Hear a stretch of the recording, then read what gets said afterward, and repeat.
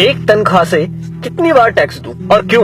जवाब है, मैंने 30 दिन काम किया, तनख्वाह ली, टैक्स दिया, मोबाइल फोन खरीदा, टैक्स दिया, रिचार्ज किया, टैक्स दिया, डेटा लिया, तब टैक्स दिया, बिजली ली, फिर टैक्स दिया, घर लिया, टैक्स दिया, टीवी फ्रिज आदि लिए, टैक्स दिया, कार ली, टैक्स दिया, पेट्रोल लिया, फिर टैक्स दिया, सर्विस करवाई, टैक्स दिया, रोड पर चला, फिर भी टैक्स दिया, टोल पर फिर टैक्स दिया, लाइसेंस बनवाया, टैक्स दिया, गलती की तो टैक्स दिया, रेस्टोरेंट में खाना खाया तो टैक्स दिया, पार्किंग का टैक्स दिया, पानी लिया उस पर टैक्स दिया, राशन खरीदा उस पर भी टैक्स दिया, कपड़े जूते किताबें ली उस पर भी टैक्स दिया, टॉयलेट गया उस पर भी टैक्स दिया, दवाई ली तो भी टैक्स दिया, गैस ली टैक्स दिया, सैकड़ों और चीजें ली और टैक्स दिया, कहीं फीस दी, कहीं बिल, कहीं ब्याज दिया, कहीं जुर्माने के नाम पर तो कहीं रिश्वत के नाम पर पैसे देने ही पड़े।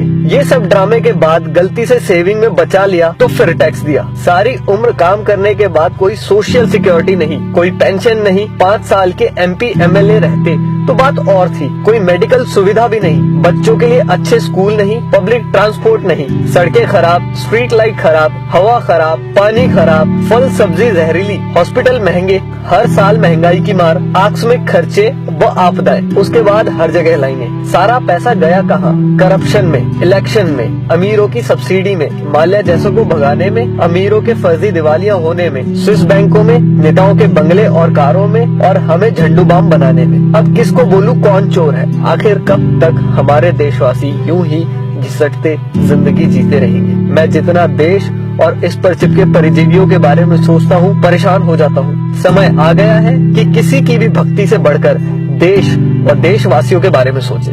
प्लीज इस वीडियो को शेयर करके देश के हर नागरिक तक पहुंचाएं। धन्यवाद।